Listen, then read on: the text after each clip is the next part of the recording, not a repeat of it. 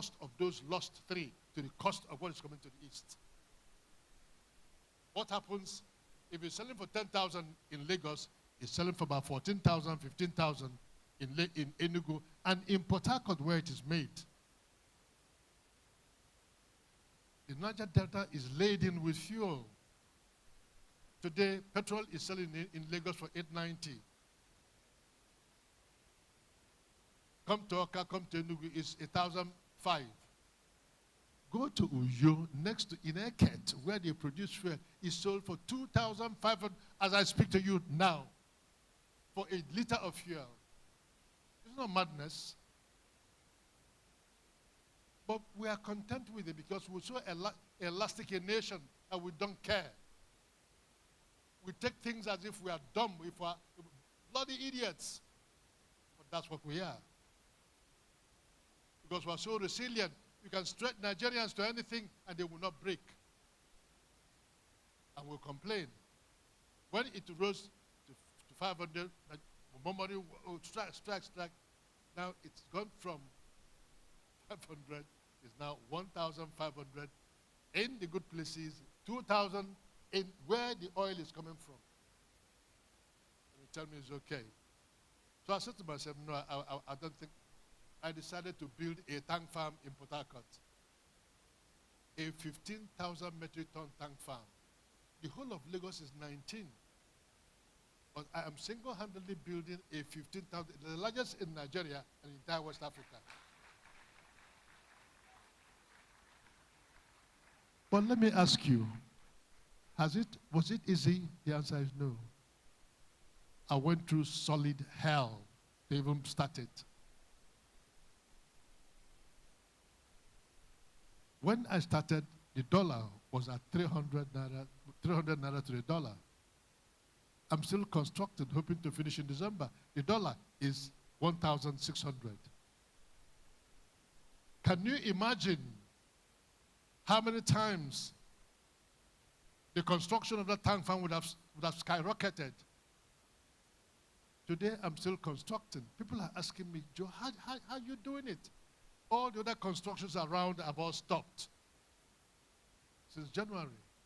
And I said to them, the Almighty, how?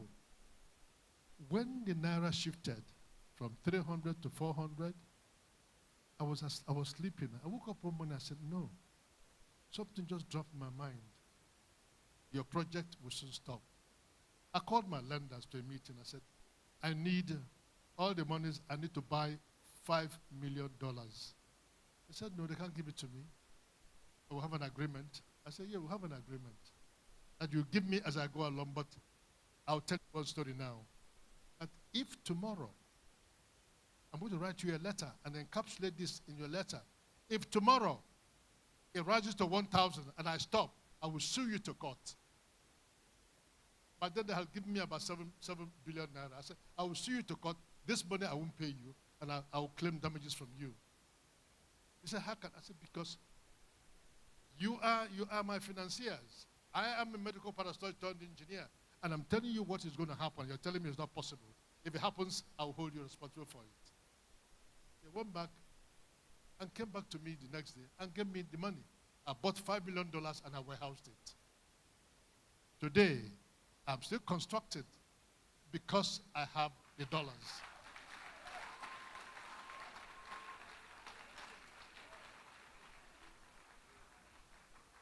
You know, it's not because I'm intelligent.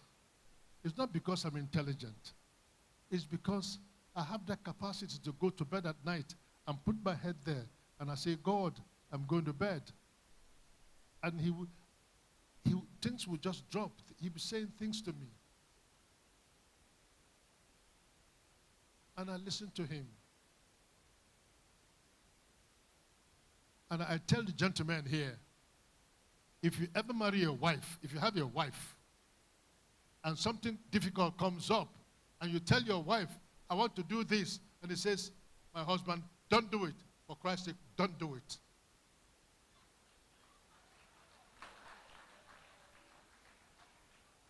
I'll tell you, it's so simple. God created women with such intuitive powers That women have the capacity to look at a situation and take a decision on the spot.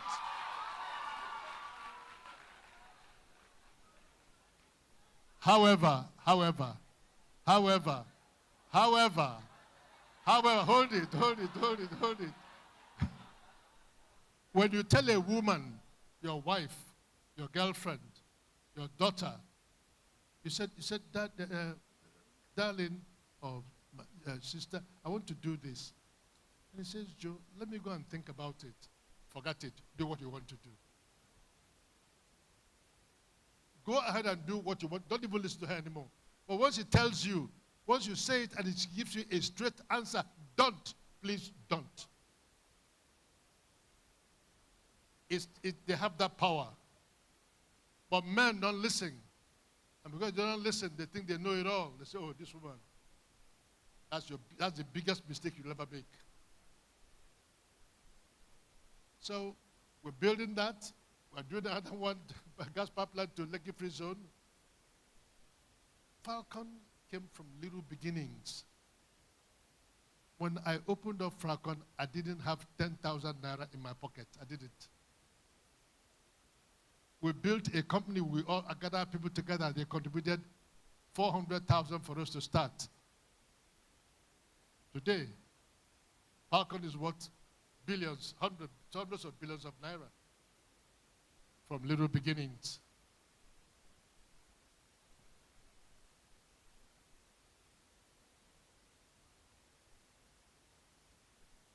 Lions and lionesses. Unfortunately, I've been asked to round up. I know I can stand here and talk to you for, you see, the lecturer in me, I refuse to go away.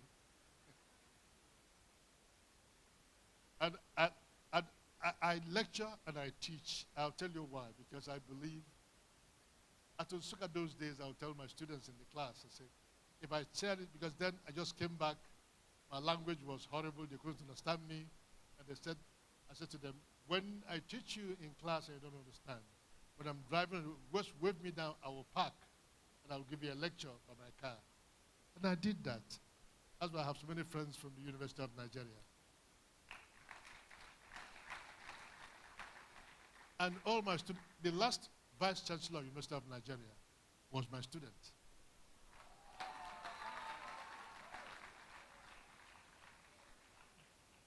That is true. We're very good friends. So people wonder, why is it that you're still walking around so strong? I said, you know, you are as young as your mind tells you you are. Simple. Jay-Z book will never grow old. Because my mind is as alert, sharp. Why is it sharp? Because I think all the time. The law of use and disuse comes to play. When you stop using a thing, it starts to die. I read like no man's business, so please read. And things will become yours. Let me conclude by a few of what is up here so that we can continue. It says, embracing change is crucial for personal and professional growth. It enables us to adapt to new situations, learn and develop new skills, innovate and find creative solutions, and build resilience to overcome challenges.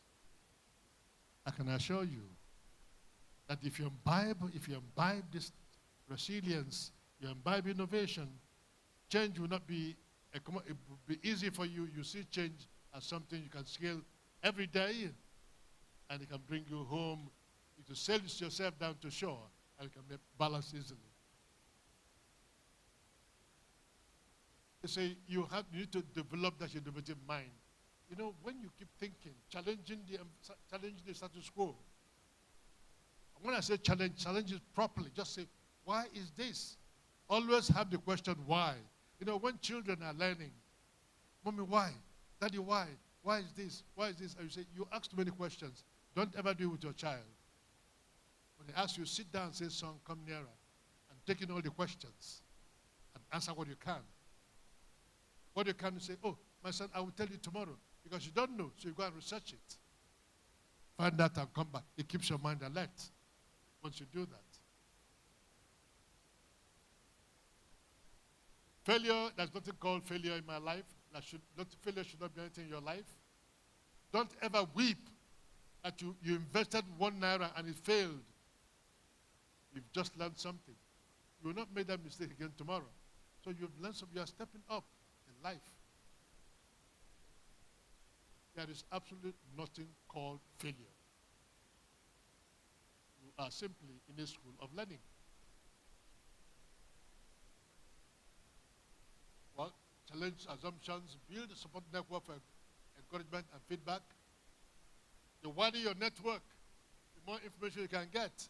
Remember, ladies and gentlemen, when you are talking, you learn nothing. When people are talking to you, that's when you learn. So keep ears open. Be patient. Don't think, oh, this man is a fool. He doesn't say anything. He doesn't know you're a bag of wisdom. That's what it is.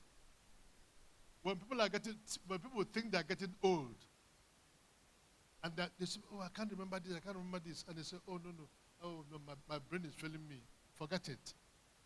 If you have a computer, and you're inputting so much information into it, what happens to it?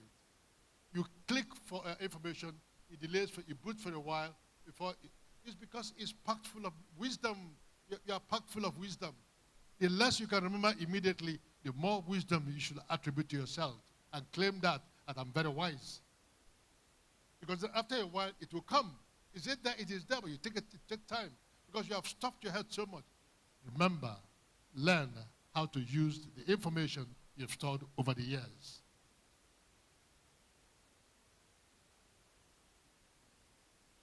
What is stress?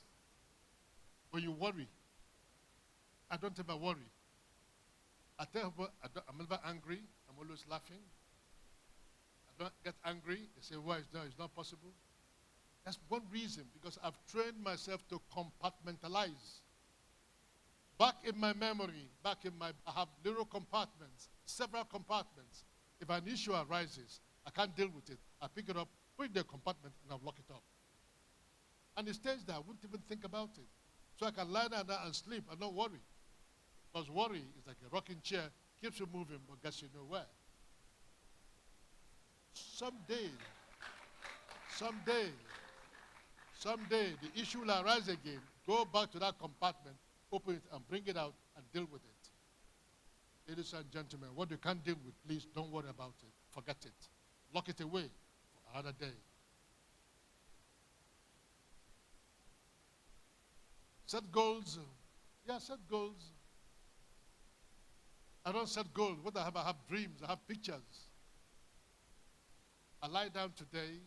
You give me something, I look at it. The moment I take it up and I look at the possibilities of that thing, I dream dreams, I paint pictures, and I can see the entire scenario, and I start walking towards them. Allow myself to see the pitfalls, and I navigate them as I go along. So you also can do that. And that takes you down to where you're going. Maintain a positive outlook. Let nothing ever cow you down. Let nothing ever intimidate you. Let nobody ever tell you you can't do this. If somebody tells you you are stupid, look at me with face and say, I'm not stupid. And believe you're not stupid. Because if you tell a child you're an idiot, every day the child becomes idiotic. But when you cancel it as a man, as grown up, somebody says, oh, you can't do this, you can't. Tell him, I can do it. Even though you can't. Say for that moment, I can. Have the I can spirit. And it will drive you forward to anything you want to be, anything you want to do. Never say no, ladies and gentlemen. Never, ever say no. Keep a positive, always smile, always laugh. Because the more you laugh, the prettier your face is. When you're angry and squeezed, you have wrinkles all over your face. Why do people ask me, at 80, my face is still so smooth? Why?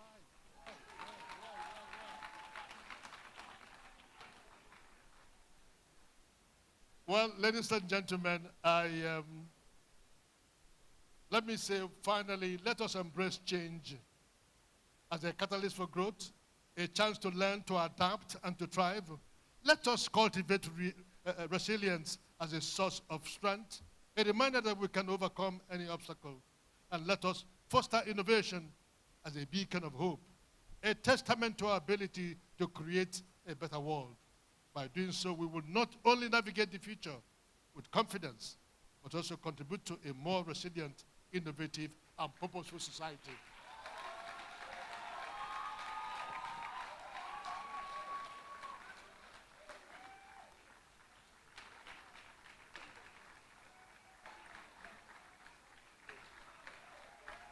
Lions and lionesses, let me give one parting word.